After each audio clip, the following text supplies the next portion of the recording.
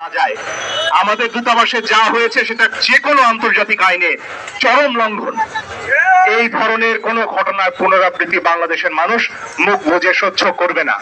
আমরা ঐক্যবদ্ধ আছি। আমরা জানি প্রশ্নটা ধর্মের নয়, প্রশ্নটা এক সাম্রাজ্যবাদী শক্তির আরেকজনের উপর, আরেক দেশের সার্বভৌমত্বের উপর নিজেকে চাপিয়ে দেওয়ার।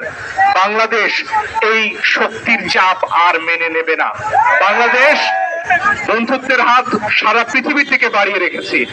সেই বন্ধুত্বের হাত গ্রহণ করুন। কিছু চাপিয়ে দিতে আমাদের উপর আর আসবেন না দয়া করে। বাংলাদেশ আর সেই বাংলাদেশ নেই যে বাংলাদেশ মুখ বুজে সব ধরনের অন্যায় চুক্তি সহ্য করবে, মেনে নেবে।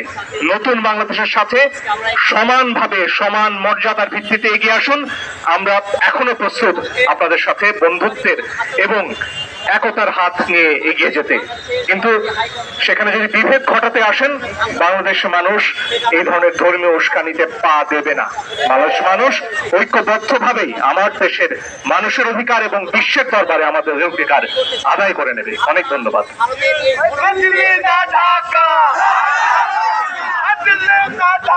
এই পর্যায়ে আপনাদের সামনে বক্তব্য নিয়ে আসছেন জাতীয় নাগরিক কমিটির কেন্দ্রীয় সদস্য মনিরা শারমিন।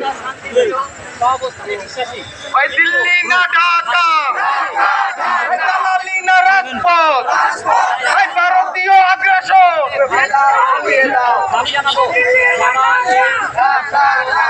আচ্ছা, আমরা এখানে আজকে সমবেত হয়েছি ভারতীয় আমাদের বাংলাদেশি ভারতীয় ডেপুটি হাই কমিশনের যে হামলা হয়েছে সেটার আমরা তীব্র নিন্দা জানাই।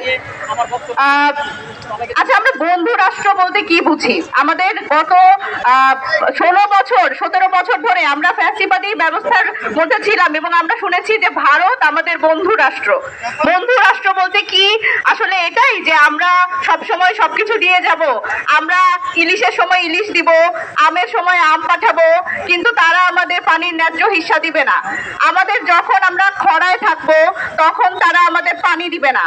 তারপরে যখন তারা বন্যায় ভেসে যাবে তখন তারা আমাদের কোনো বিনা অনুমতিতে, বিনা কনসার্নে তারা স্লুইস গেটগুলো খুলে দিবে।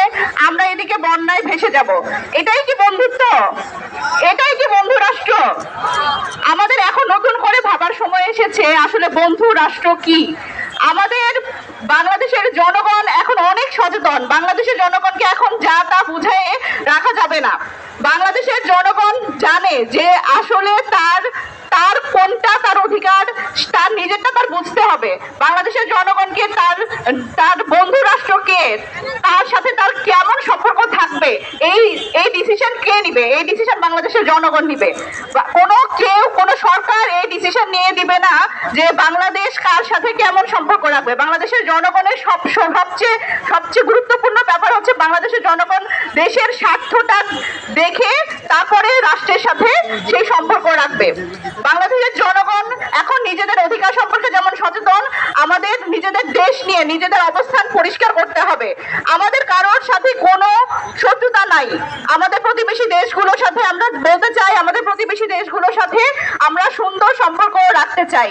আমাদের প্রতিবেশী যে দ্বিপাক্ষিক চুক্তিগুলো আছে সেই চুক্তিগুলো যেমন চলতো, আমাদের নিজেদের স্বার্থ রক্ষা করে, সেই নিজেদের স্বার্থ অক্ষুণ্ণ রেখে সেই চুক্তিগুলো অবশ্যই চলবে। এবং আমাদের এইটা হিসাব করার সময় এসছে যে কোনটা আমার দেশের জন্য ভালো এবং কোনটা আমার দেশের জন্য খারাপ। আমরা খারাপ, যেটা আমার দেশের স্বার্থ রক্ষা করে না, সেই চুক্তিতে আমরা কেন যাব? আমরা সেই চুক্তিতে যাব না। এবং আমাদের প্রতিবেশী দেশগুলো, ভারতকেও বুঝতে হবে যে বাংলাদেশের স্বার্থ দেখার এই অধিকারটা বাংলাদেশের জনগণের আছে। এইটা কোনো ছেলে খেলা না যে আপনারা চাইলেন আর ডেপুটি হাই কমিশনে একটা হামলা করলেন। আপনারা চাইলেন হোটেলগুলোতে বাংলাদেশি পর্যটকদের ঢোকা বন্ধ করে দিলেন। এটা কোনো ছেলে খেলা না এবং এটা কোনো বন্ধু রাষ্ট্রের কোনো উদাহরণ হইতে পারে না। তো এই বিষয়ে আমাদের সতর্ক অবস্থান থাকতে হবে, বাংলাদেশের মানুষকে সচেতন হতে হবে এবং বাংলাদেশের স্বার্থ রক্ষায় আমাদের ঐক্যবদ্ধভাবে কাজ করতে হবে। আমি এখান থেকে বলতে চাই আমাদের যে রাজনৈতিক দলগুলো আছে তাদেরও এই বিষয়ে ঐক্যবদ্ধ থাকতে হবে এবং দেশের স্বার্থ রক্ষায় একসাথে কাজ করতে হবে। ধন্যবাদ। এই দিল্লি না ঢাকা, দিল্লির আগ্রাসন, এই ভারতের এ আগ্রাসন। পর্যায়ে সংক্ষিপ্ত বক্তব্য নিয়ে আসছে জাতীয় নাগরিক কমিটির কেন্দ্রীয় সদস্য আবু সাইদ লিওন। প্রিয় বন্ধুগণ, আমরা স্পষ্টভাবে বলে